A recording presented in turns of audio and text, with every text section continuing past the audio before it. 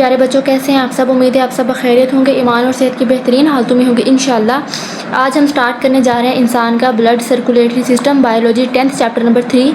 इससे पहले हम सेकंड चैप्टर को बहुत डिटेल के अंदर पढ़ के आ चुके हैं और इस चैप्टर में आपको पता है, अगर आपके पेयरिंग स्कीम हम देखें तो इस चैप्टर में से आपका एक MCQ आएगा, एक नंबर का चैप्टर नंबर 3 में से एक MCQ आएगा और उसके बाद आपके यहाँ से 2 शॉर्ट क्वेश्चन आएंगे, ठीक है, 4 और 5 नंबर का ये पेपर और यहाँ से एक आपका 4 नंबर का आपका लॉन्ग क्वेश्चन आएगा। और ये जो चैप्टर लिखे हुए हैं 2, 4, 7, 10, इनमें से आपका कोई भी लॉन्ग क्वेश्चन नहीं आना। इन चैप्टर्स को आपने सिर्फ शॉर्ट के हवाले से तैयार करना है, ठीक है। और चैप्टर नंबर 3 में से आपका कितने नंबर का पेपर आ गया, 9 नंबर का पेपर। 1 नंबर की आपकी MCQ और 4 नंबर के आपके 2 यहाँ से क्या आ जाएंगे, शॉर्ट क्वेश्चंस, और 3 नंबर का एक आपका यहाँ से आएगा लॉन्ग क्वेश्चन। तो टोटल 9 नंबर का आपका पेपर इस चैप्टर में से आएगा। और अगर आप इस चैप्टर को मेरे साथ अच्छे से स्टडी करेंगे, वर्ड टू वर्ड स्टडी करेंगे, बुक के ऊपर से भी और वाइट बोर्ड के ऊपर मैं आप एक एक चीज़ समझा के इसकी बताऊँगी, अगर आप इस तरीके से स्टडी करेंगे तो इंशाल्लाह इस चैप्टर के अंदर से जो 9 नंबर आपके वो आपके सिक्योर हो जाएंगे। और बाकी भी जो चैप्टर्स आप मेरे साथ स्टडी करेंगे उनके अंदर से भी आपके बिल्कुल 100% कॉन्सेप्ट्स क्लियर करवाना मेरी जिम्मेदारी होगी। उसके बाद भी अगर आपका कोई क्वेश्चन हो, कोई आपका इशू हो, तो आप उसको कमेंट सेक्शन के अंदर मुझे मैसेज कर सकते हैं, मैं वहाँ पे लाजमी तौर पे इसका जवाब दूंगी। तो स्टार्ट करते हैं अपने चैप्टर नंबर 3 को, इंसान का ब्लड सर्कुलेटरी सिस्टम। आपको पता है कि आपकी 10th क्लास की बायोलॉजी के अंदर हम फिजियोलॉजी पे फोकस कर रहे हैं, ह्यूमन फिजियोलॉजी के ऊपर हमारे सारे ब्लड के बॉडी के प्रोसेसेस दिखाए गए हैं। तो इसको जो चैप्टर नंबर 3 है, इसको ज़रा पहले दोनों चैप्टर्स के साथ हम रिलेट करके अगर देखें तो आपका जो चैप्टर नंबर 1 था वो किस चीज़ के रिलेटेड था, वो रिलेटेड था डाइजेशन से। उसमें हमने डाइजेशन को स्टडी किया था, ठीक है। और जो आपका सेकंड चैप्टर था, आपका चैप्टर नंबर 2 था, उसमें हमने स्टडी किया था रेस्पिरेशन को, सांस लेने के प्रोसेस को हमने डिस्कस किया था। सारा रेस्पिरेटरी सिस्टम अभी रिसेंटली हमने कवर किया है, ठीक है, सांस लेने के अमल को, रेस्पिरेशन को। और आपका जो चैप्टर नंबर 3 है अभी, जो आपका अभी हम स्टार्ट करने जा रहे हैं चैप्टर नंबर 3, ये किसके बारे में है जी, ये है जी हमारा ब्लड सर्कुलेशन, ठीक है। हमारा किसके रिलेटेड है, ब्लड सर्कुलेशन। ये चीज़ें मैं आपको क्यों बता रही हूँ, अभी आपको ये समझ आ जाएगा जब मैं आपको नेक्स्ट समझाऊंगी, ठीक है। अब ये जो पहला चैप्टर था जी, चैप्टर नंबर 1 डाइजेशन के रिलेटेड, इसमें क्या आपने देखा था, डाइजेशन के अंदर थोड़ा सा ओवरव्यू ले लेते, थोड़ा सा हल्का सा। इसमें क्या हो रहा था, यहाँ पे आपकी जो है खुराक हजम हो रही थी, आप खाना लेके जा रहे थे अपनी बॉडी के अंदर, यहाँ से समझे आपका स्टमक था, ठीक है। स्टमक के बाद यहाँ पे क्या स्टार्ट हो रहा था जी, आपका स्मॉल इंटेस्टाइन था, लार्ज इंटेस्टाइन, ऐसे स्टार्ट हो रही थी आगे। और यहाँ पे जो स्मॉल इंटेस्टाइन थी ना, स्मॉल इंटेस्टाइन की यहाँ पे हमने देखा था ब्लड, यहाँ से जो खुराक थी हमारी वो हमारे ब्लड के अंदर शामिल हो रही थी। अब्जॉर्प्शन कहाँ पे होती थी खुराक की, स्मॉल इंटेस्टाइन के अंदर। यहाँ से खुराक जो थी वो हमारे खून में जज़ब हो रही थी। कहाँ पे जज़ब हो रही थी, खुराक हमारे ब्लड के अंदर जज़ब हो गई, ठीक है, खून के अंदर चलेगी खुराक। और जो दूसरा चैप्टर था, जो हमारा रेस्पिरेशन वाला चैप्टर था, उसमें हमने क्या देखा था कि ये आपके लंग्स थे, ठीक है, ऐसे आपके लंग्स आ रहे हैं ऐसे। और हमने देखा था यहाँ पे आगे ब्रोंकाई के आगे ब्रोंक्यूल्स होती हैं, छोटी छोटी नालियाँ होती हैं। और हमने देखा था इसके ऊपर ये जो हमारा लंग्स था, हमारे गुर्दे थे, इसके ऊपर क्या था, यहाँ पे ब्लड कैपलरीज थी, ठीक है, ब्लड कैपलरीज का जाल ऐसे छाया हुआ था इसके ऊपर। और यहाँ पे हो क्या रहा था, जब ब्लड, तो भी अल्वेओलाई के पास ऑक्सीजन थी, वो ऑक्सीजन इसने ब्लड को दे दी थी और ब्लड के अंदर जितनी भी कार्बन डाइऑक्साइड थी वो इसने ले ली थी और उसको हमारी बॉडी से बाहर निकाल दिया था। ऐसा ही हुआ था ना, गैसेस का एक्सचेंज हुआ था, ठीक है। तो ये हमने देखा चैप्टर नंबर 1 के अंदर डाइजेशन हुई थी और उसके बाद एब्जॉर्प्शन हुई थी। यहाँ पे स्मॉल इंटेस्टाइन से जो खुराक थी, जो हमारे न्यूट्रिएंट्स थे, जज़ब कर लिए थे, हमारे ब्लड के अंदर चले गए थे और बाकी वेस्ट मटेरियल आगे स्मॉल इंटेस्टाइन, लार्ज इंटेस्टाइन और यूरेथ्रा के जरिए हमारी बॉडी से बाहर जा रहा था। और जो रेस्पिरेशन था उसमें हमने देखा कि जो हमारे लंग्स थे वो क्या कर रहे थे, एल्वेओलाई जो थी ऑक्सीजन हमारे ब्लड को दे रही थी और ब्लड के अंदर से कार्बन डाइऑक्साइड को उसने ले लिया था और उसको क्या कर दिया था, हमारी बॉडी से बाहर निकाल दिया था। तो यहाँ पे देखें, यहाँ पे भी ब्लड हमारा रिलेट हो रहा है, हमारा खून शामिल हो रहा है। और यहाँ पे भी ये हमारी जो ब्लड वेसल है, कैपलरी है, ये भी क्या है, हमारी ब्लड के अंदर इसको रिलेट कर रहा है, ठीक है। ऑक्सीजन ब्लड में चलेगी, यहाँ पे सारे न्यूट्रिएंट्स ब्लड के अंदर चले गए। अब ये ब्लड कहाँ पे जाएगा, ये ब्लड जाएगा हमारे सेल के पास। आपको पता है ना, हमारे जो सेल होते हैं, जो हमारे सेल होते हैं उनके पास ब्लड की जारी होती है, कैपलरीज जारी होती है हमारे सेल के पास। और उन कैपलरीज के अंदर होता क्या है, उन कैपलरीज के अंदर होता है ग्लूकोज और साथ में होती है ऑक्सीजन। ये जाती है हमारे सेल के पास और सेल के अंदर क्या हो रहा है, सेल के अंदर उसको इस्तेमाल करके यहाँ पे ATP बनी थी, ठीक है, ATP बनी थी और साथ में कार्बन डाइऑक्साइड बनी थी हमारे सेल के अंदर। अब ये हमारा सेल क्या करता है, इस वेस्ट मटेरियल को, कार्बन डाइऑक्साइड को दोबारा से ब्लड के अंदर शामिल करता है, ब्लड उसको लेके आ जाता है यहाँ पे लंग्स के पास, और कार्बन डाइऑक्साइड को जिस्म से बाहर निकाल दिया जाता है। इन सारी चीज़ों के अंदर शामिल कौन है, आप एक चीज़ नोटिस करें, एक चीज़ आप ध्यान करें, तो कॉमन चीज़ कौन सी है, हमारा ब्लड। ठीक है, ब्लड क्या कर रहा है बेचारा, सारे काम कर रहा है। यहाँ से खुराक हमारी हज़म हो गई है, उसको क्या कर रहा है, स्मॉल इंटेस्टाइन को, जहाँ से खुराक हज़म होगी उसको लेके जा रहा है खुराक को कहाँ पे लेके जाएगा, सेल्स के पास, सेल के पास यहाँ से ऑक्सीजन लेगा एल्वेलाई से, और यहाँ से डाइजेस्टिव सिस्टम से ग्लूकोज लेगा और बाकी न्यूट्रिएंट्स को लेगा और सेल को दे देगा। ठीक है, अब सेल ने बना दिए कार्बन डाइऑक्साइड, इस कार्बन डाइऑक्साइड को लेगा हमारा ब्लड और उसको फेफड़ों को देगा और फेफड़ों के जरिए जिस्म से बाहर निकाल देगा। ये सारे काम कौन कर रहा है, हमारा ब्लड।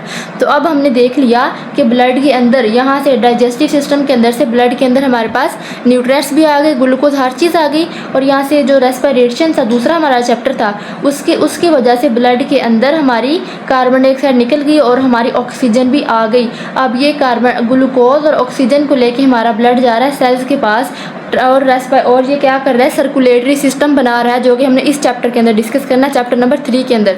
तो बाकी दोनों चैप्टर्स को रिलेट करके मैंने आपको बता दिया कि हमने स्टार्ट करना है जी ब्लड का सर्कुलेटरी सिस्टम। ये सारी चीज़ें लेके अब ब्लड घूम रहा है हमारी बॉडी के अंदर, वो क्या करेगा, कहाँ से जाएगा, उसका रास्ता क्या होगा, कैसे फंक्शंस करेगा, ये सारी चीज़ें डिटेल में हमने इस चैप्टर के अंदर देखनी है। तो स्टार्ट करते हैं अपने चैप्टर को।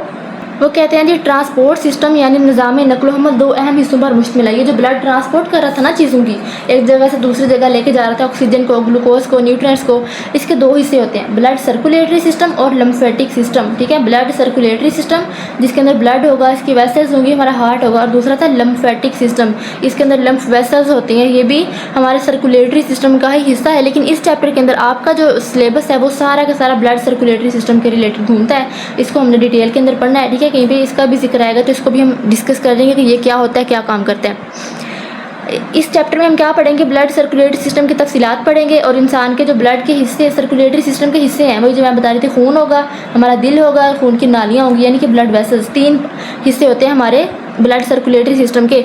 और ये इसमें से शॉर्ट क्वेश्चन भी आ सकता है कि इंसान के ब्लड सर्कुलेटरी सिस्टम के अहम हिस्सों के नाम लिखें। ये आपका शॉर्ट क्वेश्चन, क्योंकि इस चैप्टर के अंदर से आपके 2 शॉर्ट क्वेश्चन आने हैं, तो मेरी कोशिश होगी कि साथ साथ आपके शॉर्ट क्वेश्चन की भी तैयारी करूँ, MCQs की भी, और लॉन्ग क्वेश्चन की भी तैयारी करूँ। तो ये क्या है, इंसान के ब्लड सर्कुलेटरी सिस्टम के कितने हिस्से होते हैं, 3 हिस्से होते हैं। और कौन कौन से होते हैं, खून, दिल और खून की नालियाँ यानी कि ब्लड वेसल्स होती हैं। अब आगे देखिए, हम शुरू करने जा रहे हैं खून। हम अपना ब्लड शुरू करने जा रहे हैं, बहुत ही मज़े का हमारा टॉपिक है, बहुत ही ईजी वे के अंदर मैं आपको समझाऊंगी खून क्या होता है और इसकी अज्जा, इसके कंपोनेंट्स क्या होते हैं। खून कनेक्टिव टिश्यू की एक किस्म है। कनेक्टिव टिश्यू कनेक्ट कर रहा है ना चीज़ों को, खून कनेक्ट कर रहा है। अभी हमने देखा कि ये क्या करेगा, डाइजेस्टिव सिस्टम से न्यूट्रिएंट्स को लेके आएगा, डाइजेस्टिव सिस्टम से न्यूट्रिएंट्स को लेके आता है, उनको सेल के पास ले जाता है, कनेक्ट कर रहा है। वहाँ से उनको फिर क्या करेगा, लंग्स में से जाएगा, वहाँ से ऑक्सीजन लेके दे देगा सेल को, वहाँ से कार्बन डाइऑक्साइड लेगा, सेल के अंदर कार्बन डाइऑक्साइड ये गुर्दों उसको देगा, लंग्स को, फेफड़ों को, और वहाँ से बाहर निकाल देगा। ये कनेक्ट कर रहा है ना चीज़ों को। तो खून क्या है जी, कनेक्टिव टिश्यू की ही एक किस्म है। इसका बुनियादी काम जिस्म में मादों की नकलो हमल करना है। वही चीज़ आगे जो अभी मैं आपको समझा के आई हूँ कि ये मादों की नकलो हमल करेगा, ट्रांसपोर्टेशन करेगा। जैसे गाड़ियाँ होती हैं, ठीक है, गाड़ियाँ चल रही है, क्या होगा, ट्रांसपोर्ट करती है ना गाड़ियाँ, हमारा जो भी मटेरियल होता है हम दूसरे कंट्रीज़ को भेजते हैं, वहाँ से हम अपना जो है जिन्हें गुड्स कहते हैं, ठीक है, ये सारी चीज़ें हम वहाँ से ट्रांसपोर्ट करके लेके आ रहे हैं, या हम ये किसी दूसरी कंट्री को भेज रहे हैं। तो ये कैसे जाता है, ये सारा सिस्टम गाड़ियों के ज़रिए। ठीक है, गाड़ियाँ लेके आ रही हैं, जा रही है, ट्रांसपोर्टेशन सिस्टम है। यहाँ फिर ये भी है कि आप सफ़र कर रहे हैं एक जगह से, आप क्या कर रहे हैं, फैसलाबाद से आप जा रहे हैं मुल्तान, ठीक है, किसके ज़रिए जा रहे हैं आप, गाड़ी के ज़रिए, ट्रांसपोर्ट सिस्टम के ज़रिए गाड़ियाँ आपको लेके जा रही हैं। तो हमारी बॉडी के अंदर न्यूट्रिएंट्स को, सारे मटेरियल्स को कौन लेके जा रहा होता है, ट्रांसपोर्ट कौन कर रहा होता है, हमारा ब्लड। तो हमारा ब्लड जो है ये ट्रांसपोर्ट सिस्टम का काम करता है। अच्छा जी, क्या बताता है, ये अहम मवाद को वहाँ ले जाता है जहाँ उनकी ज़रूरत होती है। ये भी मैं आपको समझाती हूँ आगे।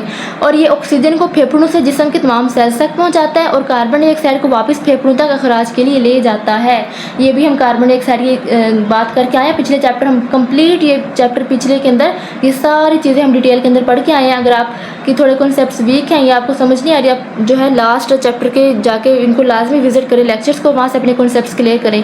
और फेफड़ों तक अखराज के लिए ले जाता है। ठीक है, पहले उन्होंने बात की अहम मवाद को वहाँ लेकर जाता है जहाँ उनकी ज़रूरत होती है।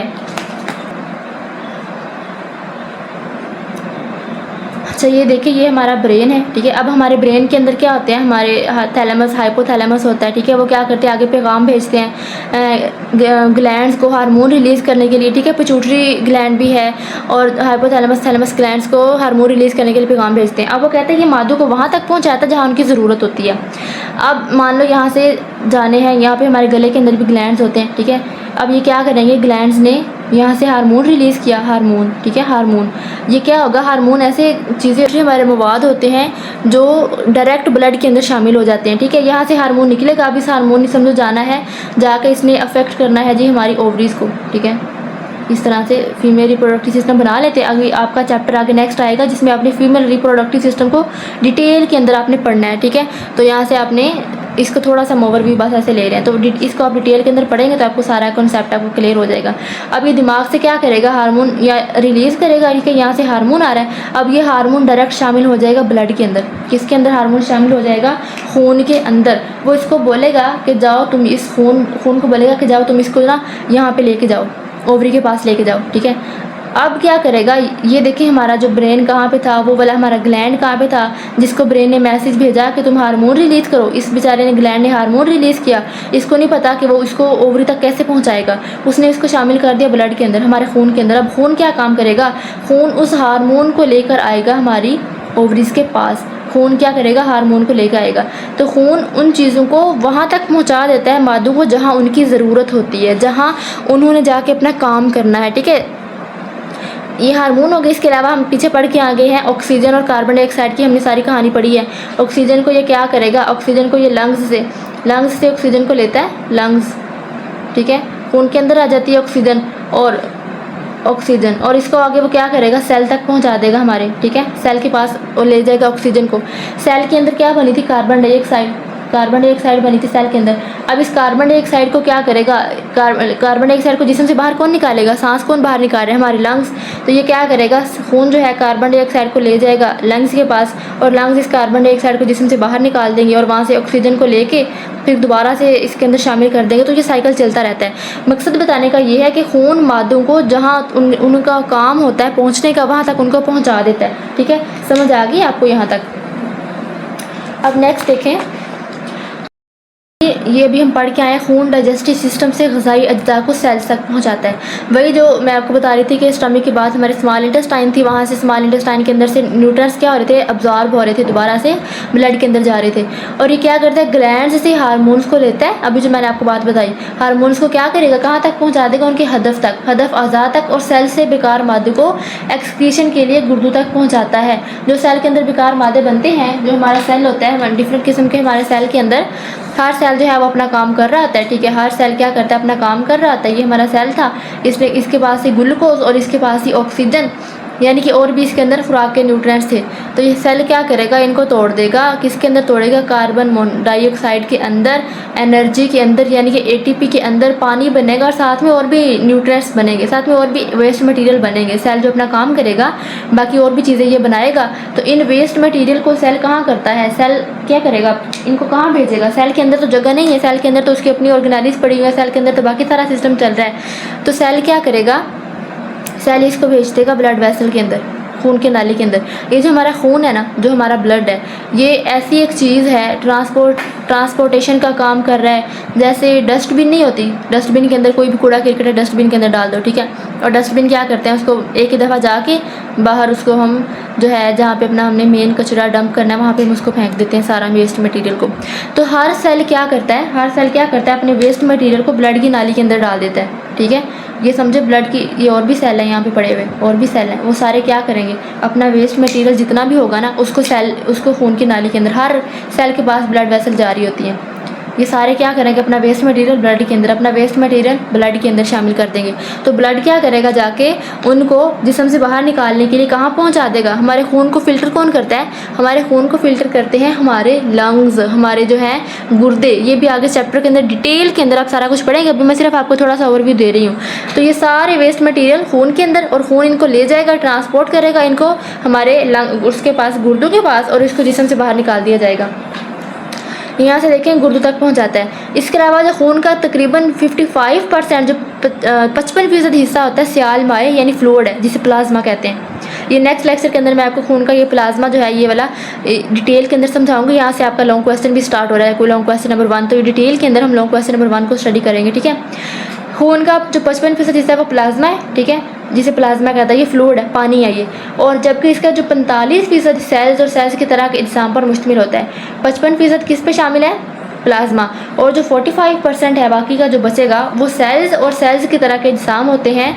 और हम एक बालिग इंसान के जिस्म में तकरीबन 5 लीटर खून होता है, 5 किलो समझ लें जैसे, ठीक है, 5 लीटर। लिक्विड के लिए हम लीटर का वर्ड इस्तेमाल करते हैं, जैसे हम अक्सर कह देते हैं 5 किलो दूध, 5 किलो पानी, तो ये किलो नहीं होता, ये लीटर होता है। जैसे आप कोका कोला लेके आ रहे हैं बोतल, ठीक है, जो लेके आते हैं छोटे होते हैं उनको पता होगा, वो लीटर के अंदर होती है कि 1.5 लीटर की है बोतल, 2 लीटर की बोतल है, इस तरह, ठीक है, वो लीटर के अंदर होता है जो लिक्विड होता है, इसको आपने याद रखना है। तो हमारा जिस्म के अंदर तकरीबन 5 लीटर खून होता है। नेक्स्ट लेक्चर के अंदर हम इसको डिस्कस करेंगे, प्लाज्मा को, और प्लाज्मा क्या होता है, खून का हिस्सा कैसे होता है, इसको डिस्कस करेंगे। उम्मीद है आपको लेक्चर के अच्छे समझ आ चुकी होगी। अगर वीडियो आपको पसंद आई हो तो चैनल को लाजमी सब्सक्राइब कीजिएगा, नेक्स्ट वीडियो को लाजमी इंतजार कीजिएगा। दुआओं में याद रखिएगा, अपना बहुत सारा ख्याल रखिएगा। अल्लाह हाफिज़।